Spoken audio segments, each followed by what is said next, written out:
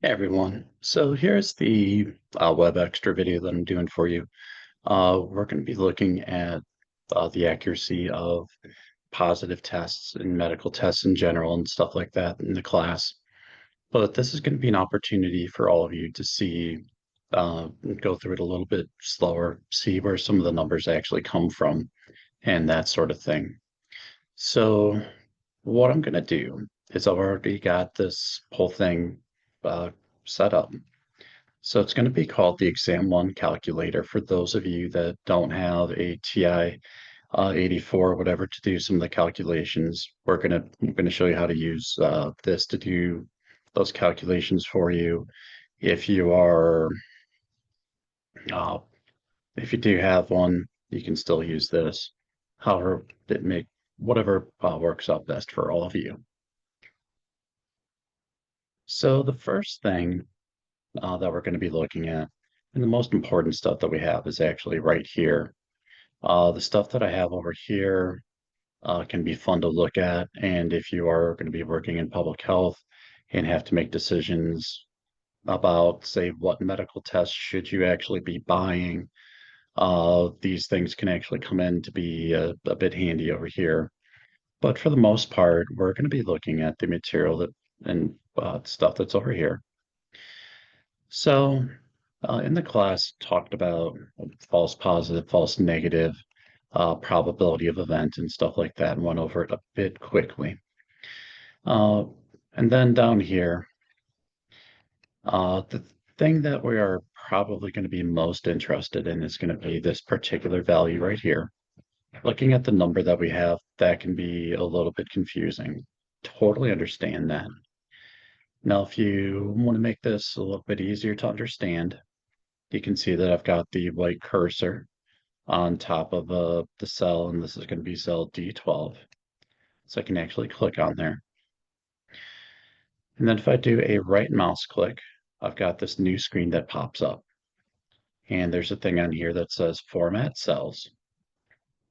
So if I go to that, click on there, another new screen pops up. And you can see all these different things here. I want to use percentage. So I can click on that. How many decimal places do I want?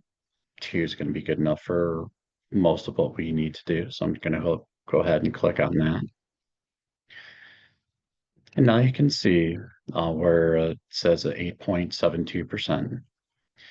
So again, what is that value? Well, it's the accuracy of a positive test, assuming all the numbers that I have up in this area are actually correct. All the numbers that are up here are calculated based on the values I put down here. So some of these might be a really good estimate. Sometimes you need to go back and just redo everything. So as part of one of the journal assignments that you're going to do, as well as homework number 2, you're going to go in and you're going to try to find a disease or medical condition of your choice, whatever you choose. You do not need to explain why you chose it. It does not matter to me. So and asking you for why you chose it can actually get me in trouble because that's going against like different confidentiality laws and all that. So if you want to mention why, go right ahead. If you're not interested, if you just want to use something because you want to needed something, that's fine too. So in the class, I talked about how when I was younger, I actually was told that I had skin cancer 3 different times. So one of the things I can do if I go to a new website or try to look this up. So I'm just going to look up cancer rate. And since I live in Oakland County,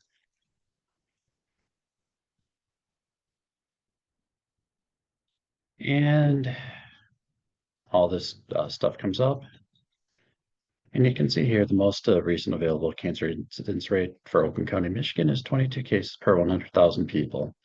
That's not quite right. So we should actually be able to click on the link here, and it takes me here. Uh, And already we're getting lost on this, huh? So let's try this again. Go back to what I had originally. And then you can see down here, it says the state cancer profiles incidence rate tables. So this should actually be the correct one. And now you can see it. So we're looking at Michigan. I want to do this by county cancer. So I was interested in skin cancer. So that's going to be this melanoma. If I want to make it for myself, I can say that I am white, male, and under the age of 50. And look at all stages. That's completely fine with me. Because if we're talking about looking for skin cancer, you can find it in all different stages. So now I'm just going to click on here, generate table. And you can see all of this stuff pops out here. And since I live in Oakland County, you can see the rate that I've got here, which is 8.5 per 100,000. So how do I put that in here? Well, the probability of an event, I would type equals, then I can say 8.5 divided by 100,000. So 100,000. And there is my cancer rate, or the probability that someone in my age range where I live and everything actually has a skin cancer. So again, as part of your journal, you have to go back now that you know, or now that I know anyway, that I'm interested in skin cancer. Now come back here, look up, say,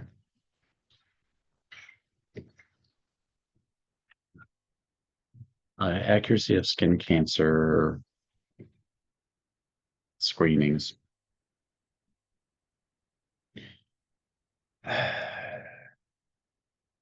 So now we're looking at this. It says the accuracy of skin cancer varies, but improves significantly with the dermoscopy and the experience of expertise of experienced dermatologists compared with primary care physicians. Well, visual can detect normal, blah, blah, blah, blah, blah. I'm not seeing anything here that's actually useful. But if I come down here, you can see here skin cancer or screening for skin cancer extending Medicare coverage. Maybe there's something in here. Who knows?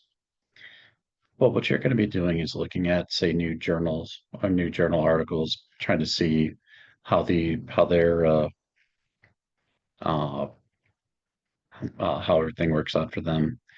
You can see here melanoma age-specific incidences and mortality. That's, again, not what we're actually looking for here. Ratio of incidence and mortality by age. So the older you are, the more likely you're going to have bad outcomes, basically. So you can come through here, start looking at all of the stuff.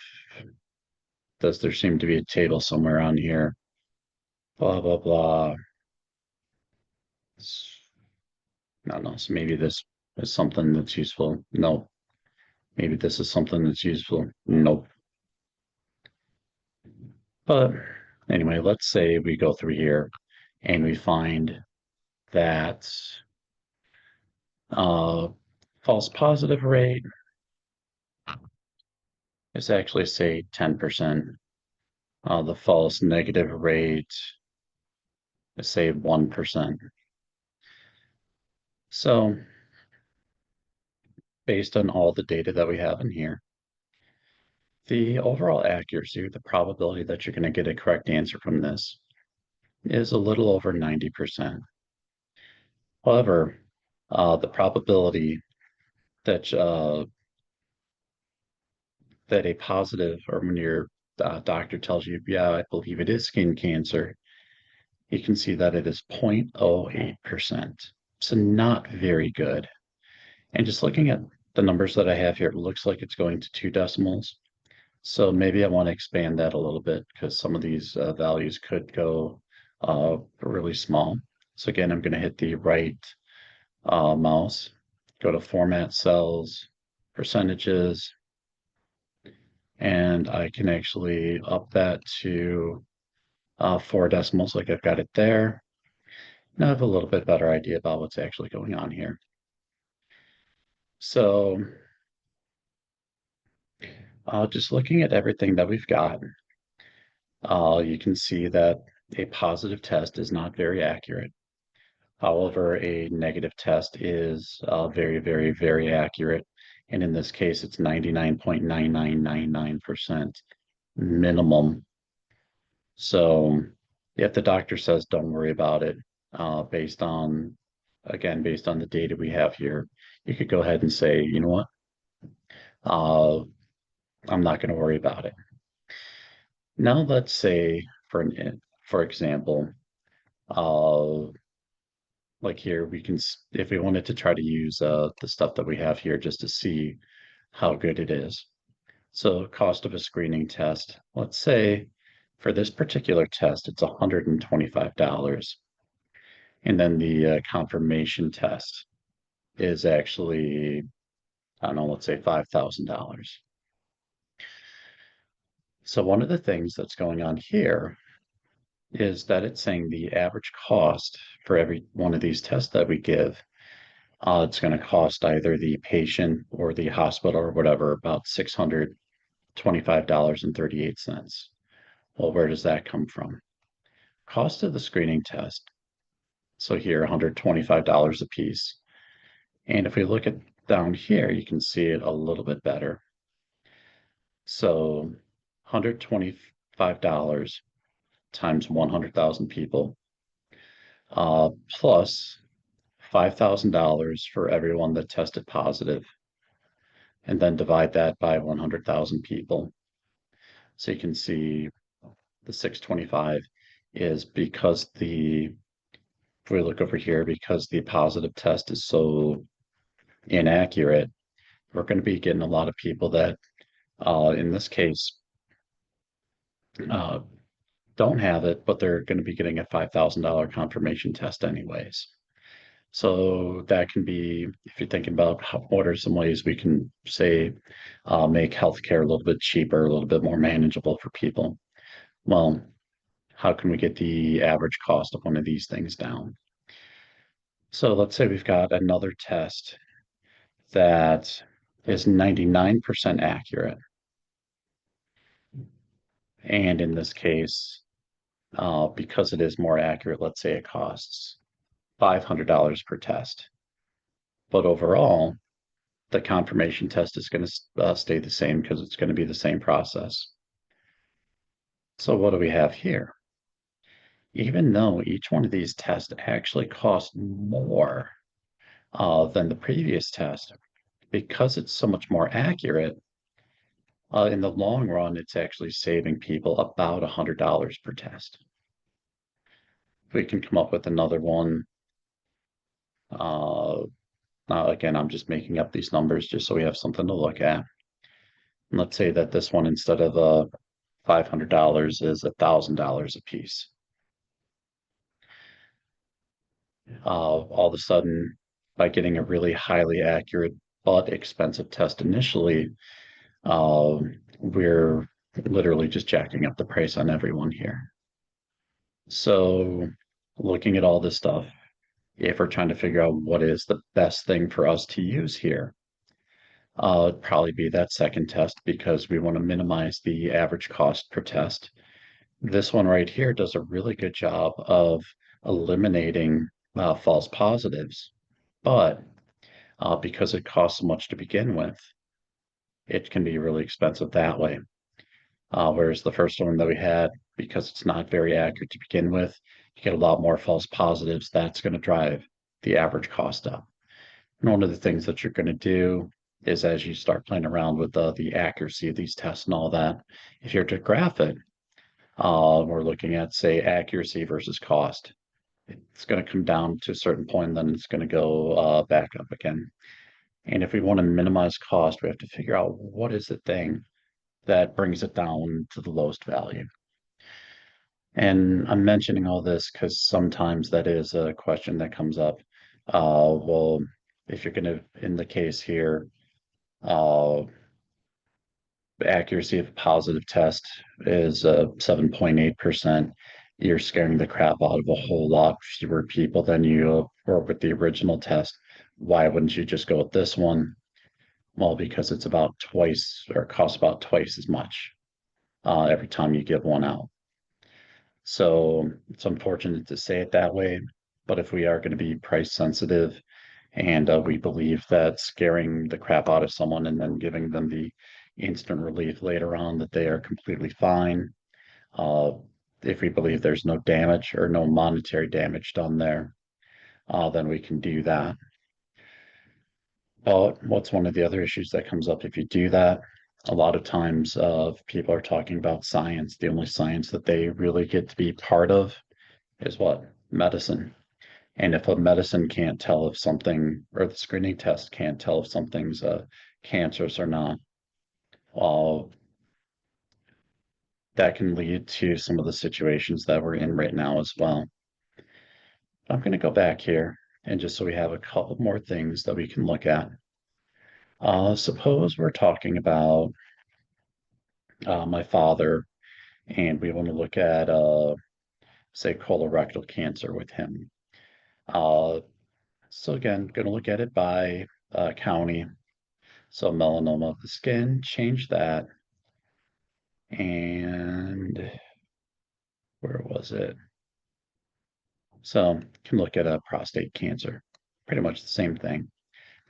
And my dad is definitely over 65. And again, we want to look at it in all states. So generate the table here.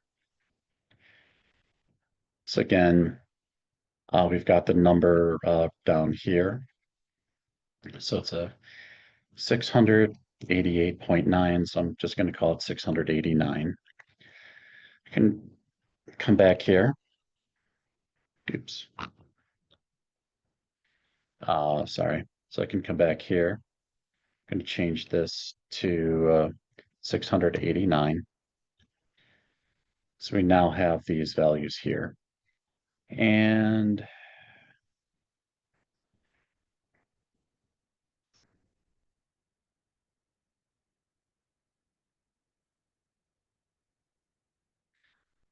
so you can see here accuracy of a Cologuard versus colonoscopy. Let's see what they come up with here. So what you can see here is it's giving us values of sensitivity saying 92%, meaning it detects 92% of colorectal cancers. So what does that mean? Oops. It means that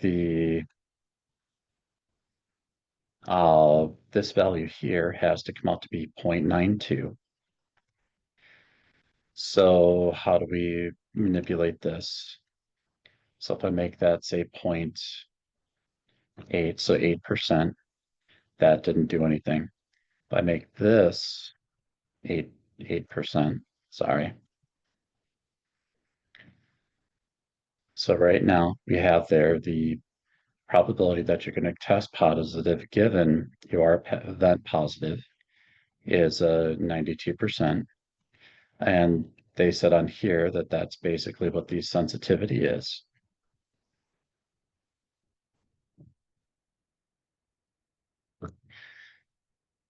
And then the next value that we have on here, so specificity 94 correctly identifies 94% of people without colorectal cancer. So we need to manipulate the values here to make that so that it's 94%. That's actually going to be, I believe, this value up here, maybe. So not quite. See what happens if I make that 10.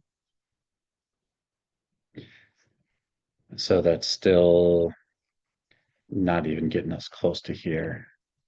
I don't know. Let's see. 25%.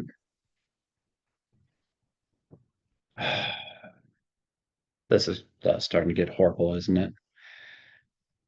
So anyway, we can play around with this sort of stuff a lot of times. Uh, I'm just going to leave it at say 10% here. So what this is saying here is we've got the probability that my dad has a prostate cancer, colorectal cancer, however we want to look at it. Um, should he test positive, there's about a 6% chance that he actually has colon cancer. And there's if he tests negative, there's a 99% chance that, in this case anyway, that he got the correct results. So we can play around with these as much as we want. Where do you get the information from? Again, I'm expecting you to do this by looking up things in various journal articles, or if there's a really good uh, article on uh, like some reputable news website, that should be fine as well. But you can see here the differences between these two things. So sensitivity is 95% for colorectal cancer. Specificity is 90%. So it says here correctly identifies 90% of people without colon cancer or without cancer. We can play around with these things to try to figure all this other stuff out. Then we can also look up here as well. How much is it for Cologuard if you have it dropped off at your house? Say $100. How much is the confirmation test? Probably like $25,000. So based on the information here, every time you give someone of my dad's age a the screening test, it's going to come out to be about $2,700 per patient on average. So even though it's a cheap thing here, in this case, the cost of a confirmation test is definitely what's driving the average cost here. If we can do if we're talking about, say, uh, the other test that was on there, so colonoscopy, let's say that costs $10,000 and it has, I'm just going to make this 90 or 0.05, so 95% right there. So you can see right there by giving everyone a colonoscopy instead of using Cologuard, the cost, the medical cost here just goes up significantly because the screening test is so much more costly. So you can put in whatever numbers you find. If you actually find the numbers, if you want to try to make an argument for using one test over another based on scaring the crap out of the least amount of people, keeping the cost down, do a cost benefit analysis, something like that, I'm completely fine with that. And when I say a cost benefit analysis, I don't mean you need to take a graduate level math and operations research to look at the two. But like we were just looking at with the Cologuard, $2,000, $3,000 per patient versus 11,000. Which one of these would you rather get? Something that you ship out in the mail or have to go through the whole colon cancer screening. And we'll do one more of these. So if we want to, again, if we're looking at cancer, let's say we're looking at, uh, say, breast cancer in, say, a Black woman. So this already just says breast cancer can only happen in females. So Black woman that's, say, under the age of 50. So now again, looking at all this, I've got 50.3. So coming back here, do 50.3. And let's see,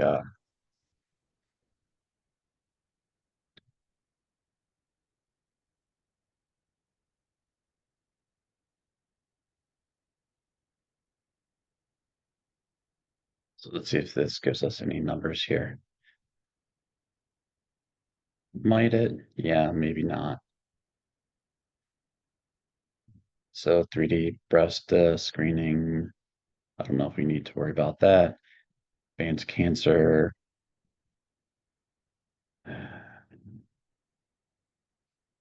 See, is there anything out here? So I'm not seeing anything. So I can go back and look up.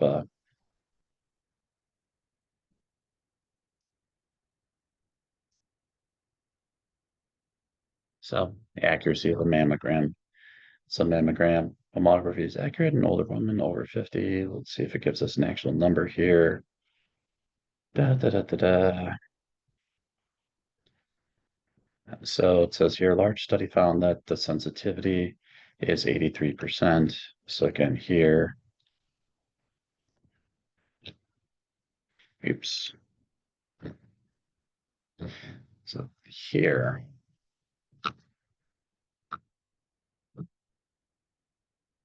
now I've got the sensitivity, 83%.